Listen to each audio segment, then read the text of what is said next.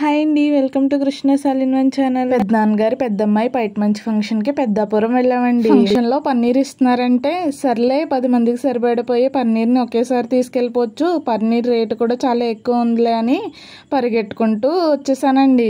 తీరాబోస్ అక్కడికి వెళ్ళకి వెల్కమ్ చెప్తూ పన్నీర్ నీళ్లు జల్లి బాగున్నారా అని అడిగారండి. సర్లే పన్నీర్ కోసం వచ్చామని తెలియకూడదు కదా అని కవర్ చేద్దామని 10 మందితో 10 నిమిషాలు 10 కవర్లు చెప్పి భోజనం చేసేసి వచ్చేసానండి.